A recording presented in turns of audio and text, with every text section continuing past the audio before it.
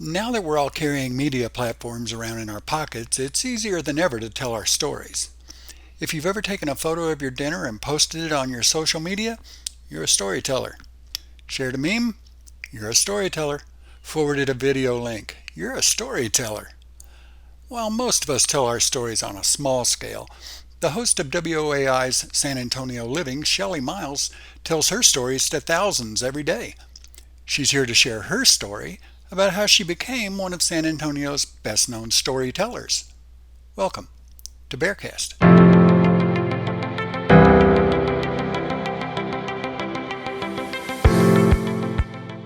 I'm Randy Langford, and this is BexarCast, a weekly interview with business, political, education, and nonprofit leaders.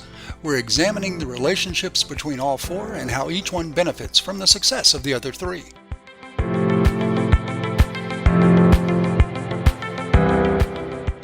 Shelly Miles earned her broadcast journalism and communications degree from North Arizona University, where she was a nationally ranked debater. She began her broadcasting career there at the campus-run news program.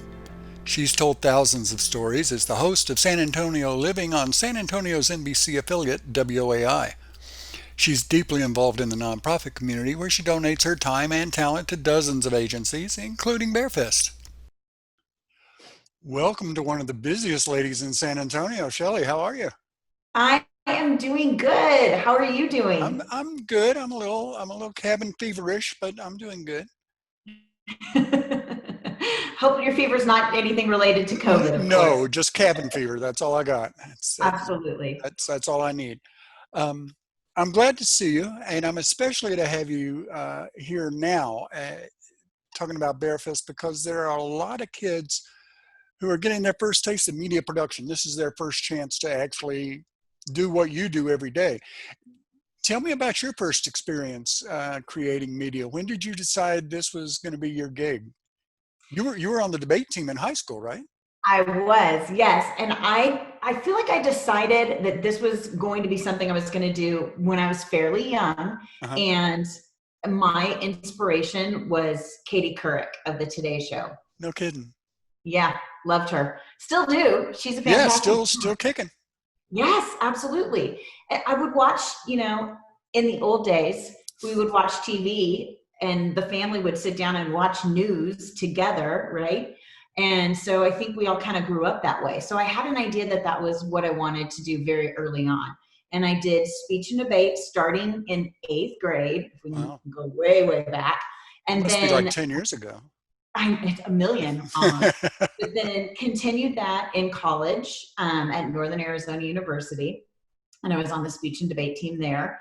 And then my first real media job was when I was 19, and I was working at an AM radio while in college in Flagstaff, Arizona. Were you on the air? I was on the air, yes, but it was I had the like side girl gig.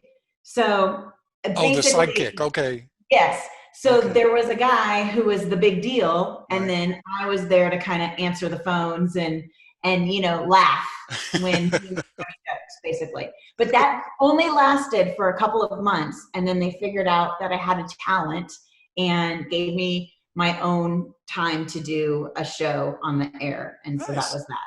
And so you were bitten. That was it. Yeah, Yeah, for I sure. understand. I know. Let's pull the curtain back a little bit further for students who might be considering a career in the media. So you go to school, you intern, you prepare for what you expect to be a career, but then there's always something you weren't expecting. What was Hmm. what was the biggest surprise when you started working in the media? Things weren't always easy. I've been doing this for a long time, but it didn't always come easy. There was a time when I was working in Flagstaff, which was market size 140. It was very tiny, tiny Right, market, right? right. But I thought I was pretty good at what I did. So I was like, hey, I'm going to try to go to a bigger market. Sure. It should be fine, right? So I moved to California, which is where I'm originally from, and started handing out tapes, like tapes. We use tapes. There were these things called tapes. Yes. And I discovered not only could I get into any of these radio stations to give them my tape, because we're talking about being in LA where there's security, you had to make an appointment. I couldn't even get into some of these places to let these people hear me. And I got super discouraged because although things have been going my way for a couple of years, Right. when I tried to go bigger, I wasn't good enough. And so that set me back a tiny bit, and I had to figure it out and get back on my feet and try again.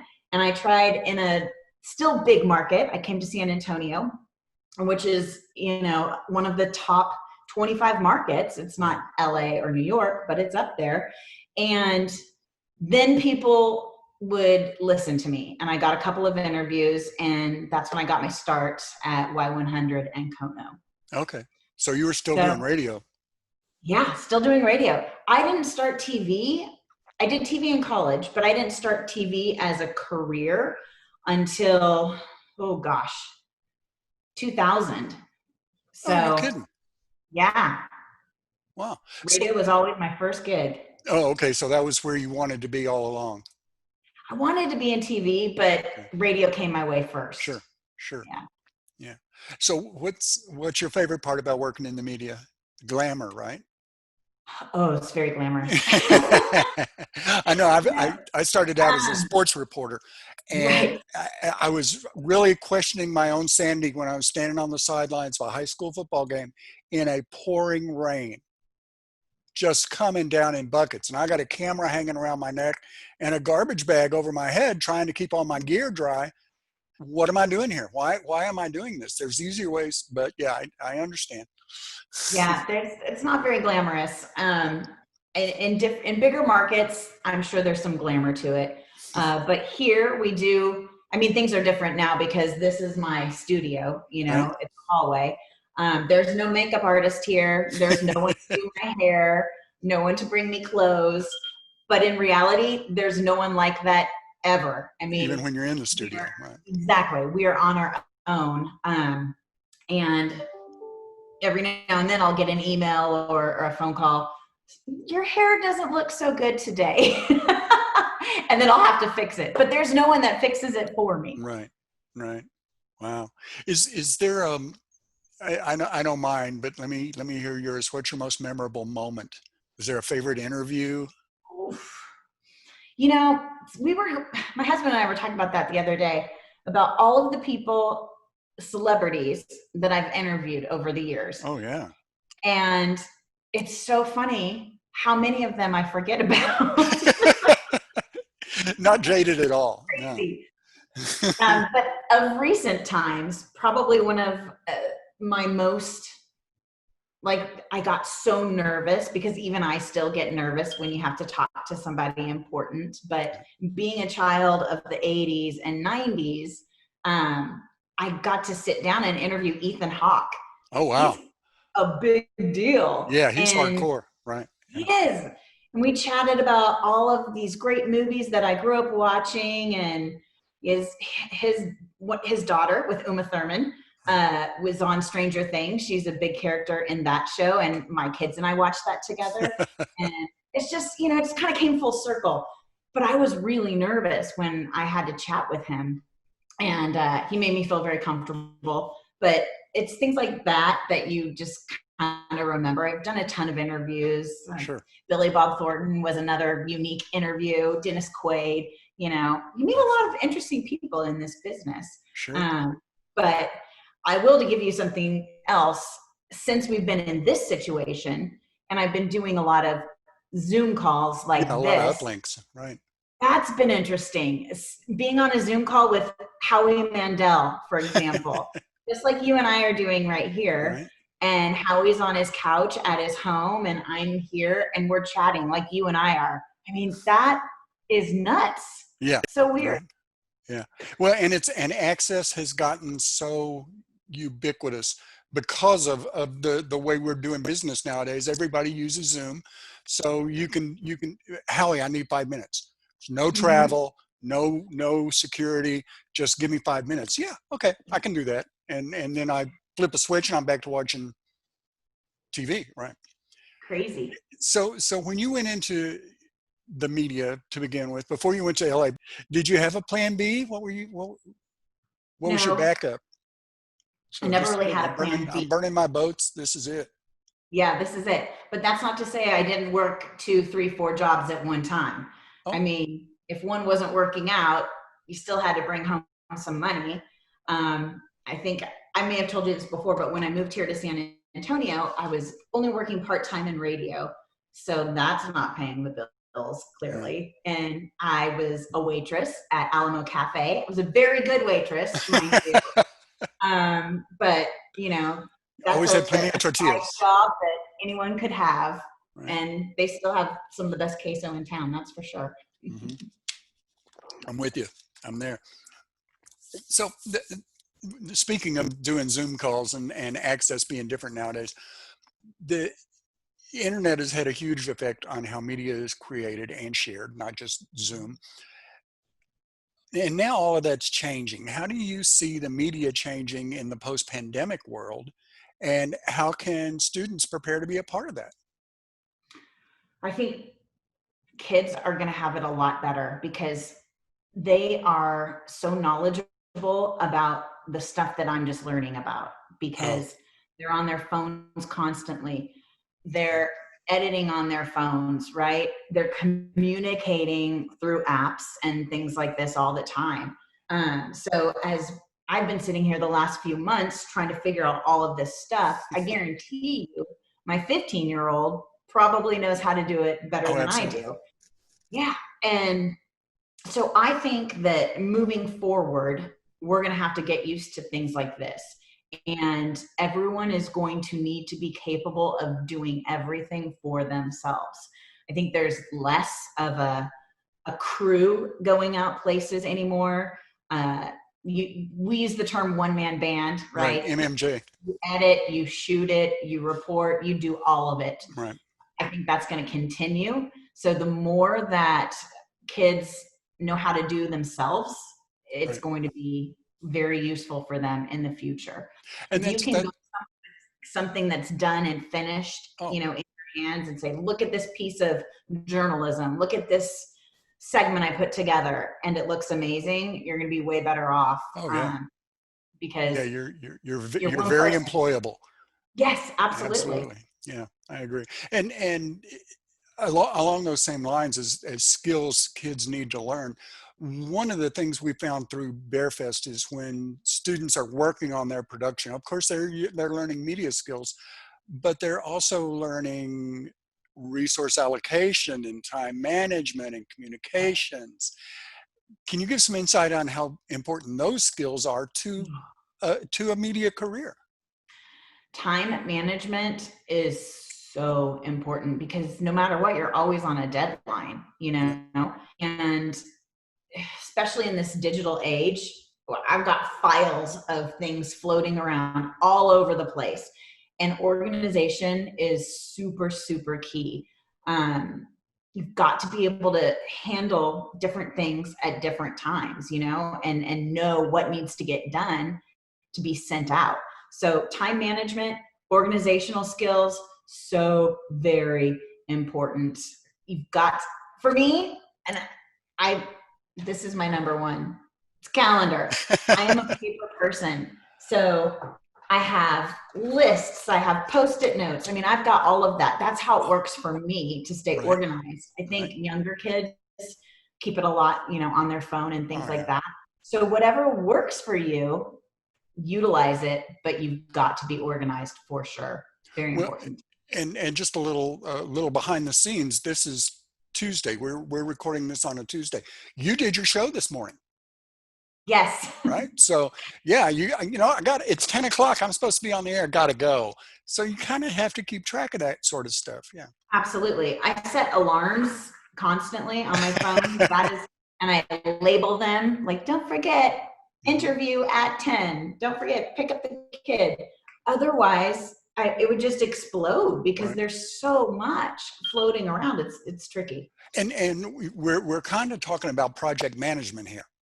Mm-hmm. That you have to be able to keep all those trains running at the same time, and Yes. make them all come to the same place at the same time, the same outcome. And I can't stress that enough. When I talk to the students, when I have an opportunity to share what I know with them, it's always about, if there is a project management class available, take it. Yeah. Use that, because again, you're just going to make yourself that much more employable. Absolutely. And Because not only that, especially working with these teams, as Bearfest students are doing, it's such a real life experience, because every day I'm working on a team of, I don't know, we have 10 people on our team, say. right, And right now we're all in different places and we're all doing different things, trying to right, contribute to one product. And so you've got to be able to understand how to work well with each of these individuals, all connecting from different places, how to communicate, how to get along, how to make sure everyone's doing what they should be doing, and then all bringing it together for that finished product. I right. don't think that's something that's going to stop, especially with, school. We don't really know what's going on. Yeah. So kids could be working remotely in different places Oh, trying to sure. do stuff like this. And communication and organization, very key. Right, right. Yeah. It's speaking of it all coming together at one time. That's the premiere. The Bearfest premiere we have every spring at the Tobin is kind of a big deal. I'm pretty proud of the way that goes, and I'm pretty proud to have you there as the host. And it's fun to see the kids get so excited. They are over the moon, because they get to see their production on a real theater screen in a real theater, a beautiful theater with like 1,000 people in the audience, and they're just besides themselves. They're so excited. But it's even more fun to see the parents, Yeah. because they kind of walk in with this expectation of, this is a high school production, paper sets and paper costumes and cardboard trees, and then they see what their own children are able to produce, and they're always surprised. I didn't know my daughter could do that. She's terrible at football, but look at this. And having said that, I just want to let you know how grateful I am to you, because this year you aired 5 of the winning videos on consecutive days on San Antonio Living. Yeah. To, to have, to be a high school kid, let me put myself in their position. To be a high school kid who worked my little heart out on this video for a nonprofit organization, and it's 3 minutes long, to see it on television, oh my gosh. And to have you and Denise introduce it and tell the backstory, and that's just more than I could ever have dreamt of. And I'm so grateful to you for making that possible for these kids. I know they couldn't be more excited. They couldn't be more over the moon. Absolutely. And I wouldn't be able to do it if they weren't so good. you know? Yeah, I And remember the very first year we did this. I was sitting next to you, and you, as the last one was turning black, you leaned over to me and said, "They made me cry 3 times." It's unbelievable. and just, over the years, they've gotten better. Maybe that first year I couldn't air all those pieces on Sure. TV, but over the time that we've been doing this, the quality has gotten so much better that it's TV quality, and I think the things that these kids are putting together, it's pretty amazing, what they're turning out. And I'll not forget when I told my director, Jesse, who Yeah. who was one of the judges last year, who is an Emmy-winning award director. He's very good. I'm like, Jesse, Right. you need to see these videos that these kids are doing. Would you be a judge? And he was like, sure, sure. And he started watching them, and he turned to me and was like, kids are putting these Are you together? sure these are kids? Yeah. Right. Right. Because there are some that are that good. Right. Absolutely.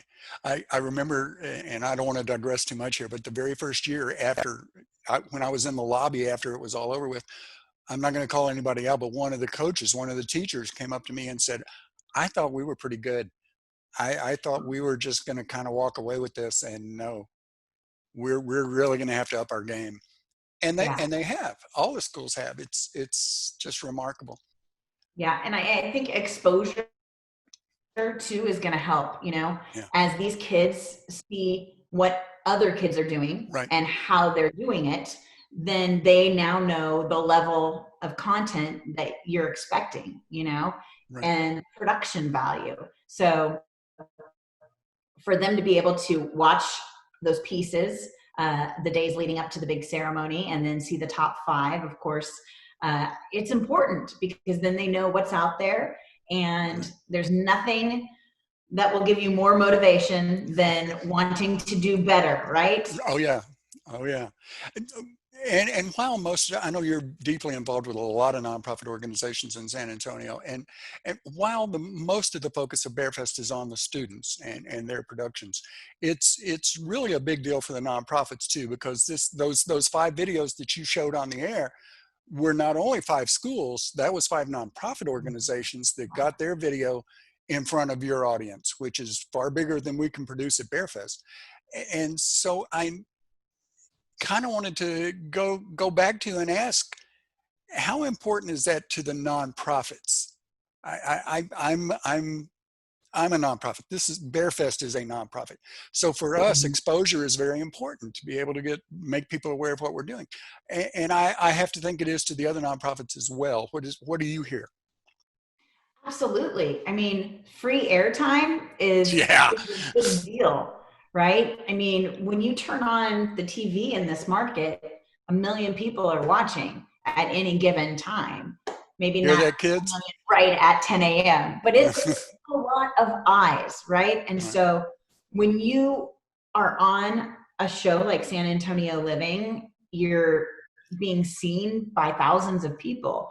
And then you're landing on our website, which is seen by more people. Right. And then you're getting a post on our Facebook page, which is followed by a gajillion people. Mm. So that kind of exposure for free is so very important to these nonprofits. And you just hope that someone sees the story that these kids have put together and maybe it touches them in a certain way, and now they're volunteering for that organization, Right. or they're donating money to that organization, or they're telling their friends about this organization that they saw on San Antonio Living. Any And, kind of awareness is so helpful and so important to these oh, nonprofits. and that's the moonshot right there, is when somebody does that word of mouth thing. I saw this story about this nonprofit organization on San Antonio Living. And by the way, it was made by kids. Mm-hmm. Just like you were talking about, that just takes it to a whole nother level. Yep. And I am so grateful. I'm grateful for all you do for us as far as supporting BearFest. And I'm grateful for you being here. Thank you. Thanks for Anytime, sharing your anytime. expertise.